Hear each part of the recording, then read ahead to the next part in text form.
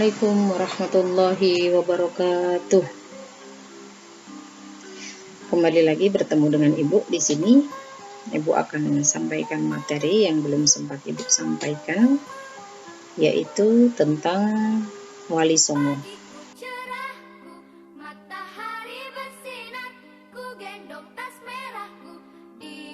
Kita berdoa, kita membaca surah Al-Fatihah yang pahalanya kita haturkan kepada saudara-saudara kita yang sudah mendahului kita.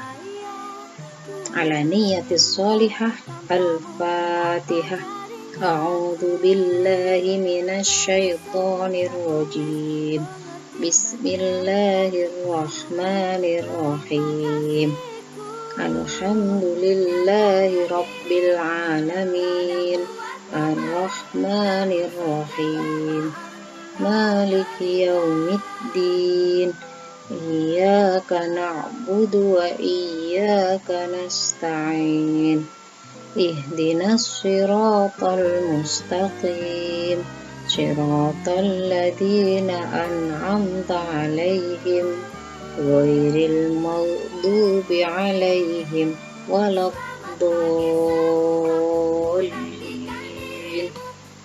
Amin. Mudah-mudahan doa yang kita panjatkan sampai ke saudara-saudara kita yang sudah mendahului kita. Amin ya rabbal alamin.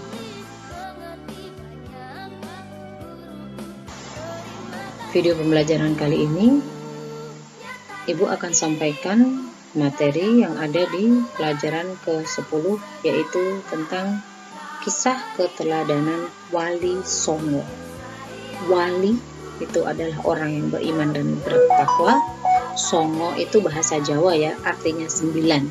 Jadi Wali Songo itu artinya adalah wali 9. Yang pertama akan Ibu sampaikan adalah pengertian wali. Dalam surah Yunus, Allah berfirman. Jadi kalau Allah itu berfirman, kalau Nabi itu bersabda, ya itu bedanya ya. Jadi kalau Allah berfirman, kalau Nabi bersabda. Di sini Allah berfirman dalam Quran surah Yunus, surah yang ke-10 ayat 62 sampai 63. Ingatlah wali-wali Allah itu, tidak ada rasa takut pada mereka dan mereka tidak bersedih hati. Siapa sih mereka? Yaitu orang-orang yang beriman dan senantiasa bertakwa. Maksudnya di sini adalah kenapa dia tidak merasa takut? Ingatlah wali-wali Allah itu, tidak ada rasa takut pada mereka dan mereka tidak bersedih hati. Artinya dia tidak takut kepada siapapun, kepada apapun. Dia hanya takut kepada Allah. Dia tidak takut kelaparan karena dia yakin rezeki sudah ada yang mengatur, yaitu Allah. Mereka juga tidak bersedih hati. Mereka tidak takut, tidak sedih. Itu artinya mereka itu sudah betul-betul dalam kepasrahan kepada Allah. Pasrah terhadap apa yang ditakdirkan Allah kepada mereka. Orang yang sudah sangat pasrah, maka dia tidak memiliki rasa takut kepada siapapun. Dia hanya takut kepada Allah. Dan dia tidak akan bersedih hati, karena dia yakin Allah akan melindungi dia terus-menerus. Siapa sih orang yang tidak memiliki rasa takut itu, yang tidak memiliki rasa sedih itu? Yaitu orang-orang yang beriman dan senantiasa bertakwa. Beriman dan bertakwa. Apa yang ada di dalam hati mereka, itu betul-betul mereka lakukan dalam kehidupan sehari-harinya. Jadi sesuai apa yang di hati, sesuai dengan apa yang dia kerjakan.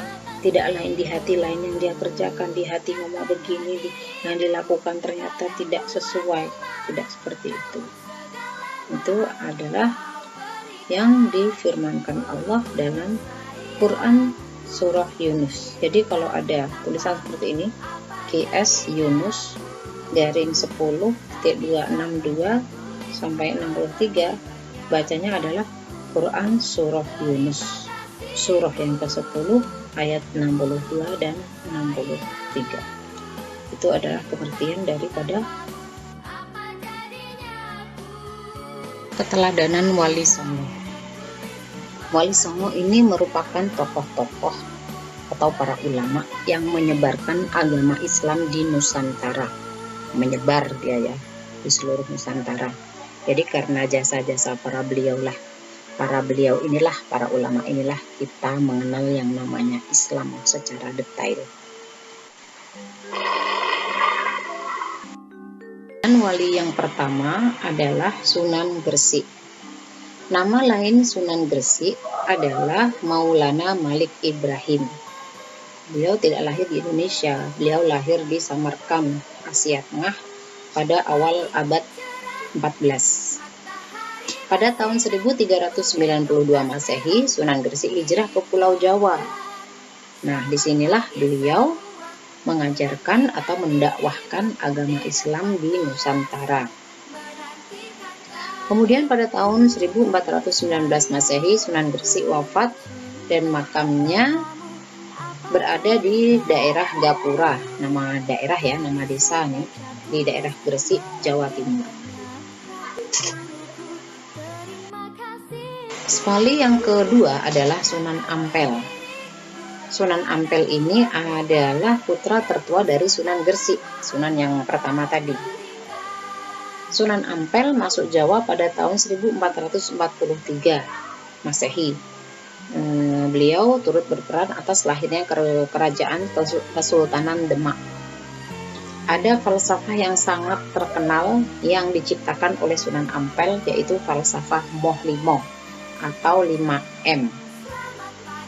Madat, minum, main, matun, dan maling. Matun artinya bermain perempuan, tidak boleh itu. Kemudian madat, menghisap candu atau narkoba, tidak boleh. Kemudian maling atau mencuri, itu juga tidak boleh. Kemudian yang keempat, main atau berjudi, itu juga tidak boleh. Yang terakhir yaitu minum minuman keras nih maksudnya ya, itu juga tidak dibolehkan. Falsafah yang diciptakan oleh Ampel ini terkenal dengan falsafah Moh Limo.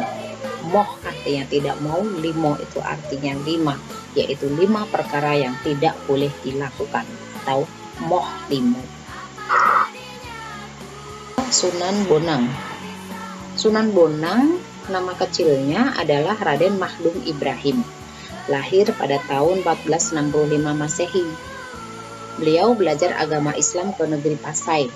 Setelah dia pulang dari Pasai, ya, dia melanjutkan dakwah yang diperintahkan oleh ayahnya ke daerah Lasem, Rembang, Tuban, dan daerah Sempadan Surabaya.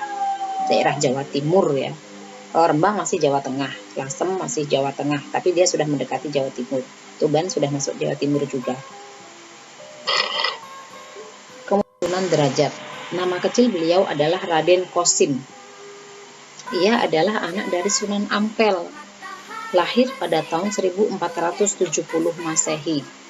Sunan Derajat mendapat tugas pertama kali dari ayahnya untuk berdakwah ke pesisir Gresik, sama dengan Sunan Gresik tadi, Wali Songo yang pertama.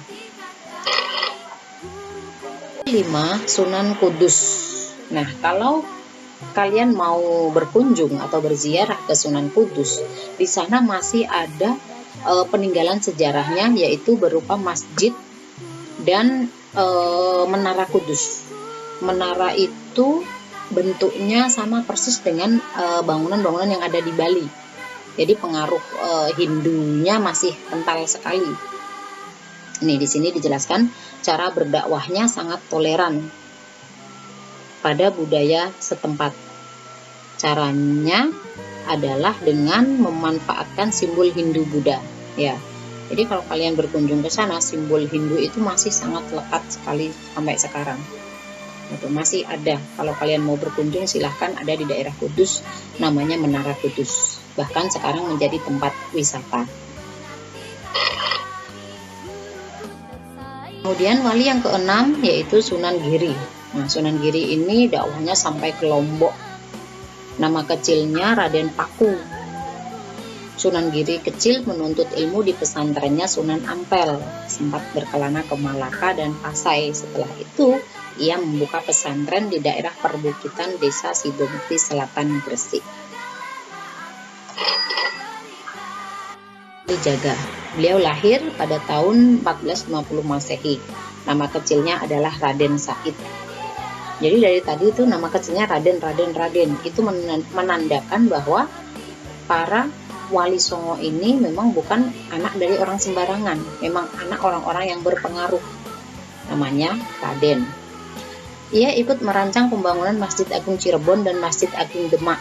Tiang tatal atau pecahan kayu yang merupakan salah satu dari tiang utama masjid adalah kreasi Sunan Kalijaga.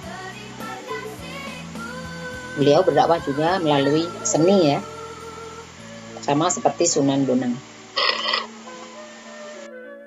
Yaitu Sunan Muria. Nah, yang ini dekat sekali dengan rumah ibu ya. Ia putra Dewi Saroh dengan Sunan Kalijaga. Nama kecilnya adalah Raden Prawoto. Gayanya berdakwah banyak mengambil cara ayahnya. Sunan Muria berdakwah di Jepara, Payu ini daerah ibu, Juwana, hingga sekitar Kudus dan Pati kan. Salah satu hasil dakwahnya lewat seni adalah lagu Sinom dan Kinanti. Bukan Sinim ya, Sinom dan Kinanti. Sunan Gunung Jati. Nama aslinya Syarif Hidayatullah. Namanya sekarang dipakai menjadi nama sebuah universitas yang terkenal di Jakarta, yaitu UIN Syarif Hidayatullah. Beliau lahir pada tahun 1448 Masehi. Ia mendirikan Kesultanan Cirebon atau Kesultanan Pakungwati. Dalam berdakwah, ia mendekati rakyat dengan membangun infrastruktur berupa jalan-jalan yang menghubungkan antar wilayah. Ya. Kemudian pada tahun 1568 Masehi, Sunan Gunung Jati wafat di Cirebon. Ia dimakamkan di Desa Gunung Sembung, Gunung Jati dekat Cirebon.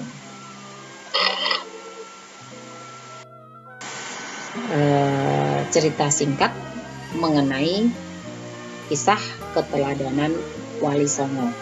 Mereka mengajarkan Islam dengan cara memadu padankan budaya yang masih lekat sekali di daerah Jawa, yaitu dengan kesenian, agar apa yang mereka sampaikan diterima oleh masyarakat yang masih awam. Jika kalian ingin menapak tilas jejak-jejak mereka, kalian boleh ikut ziarah Wali Songo. Biasanya ada yang mengadakan acara ziarah Wali Songo. Di sana nanti kalian bisa menemui atau menapak tilas dari sejarah-sejarah yang ada di sana. Demikian yang dapat Ibu sampaikan. Mudah-mudahan kalian mendapatkan ilmu yang bermanfaat. Wassalamualaikum warahmatullahi wabarakatuh.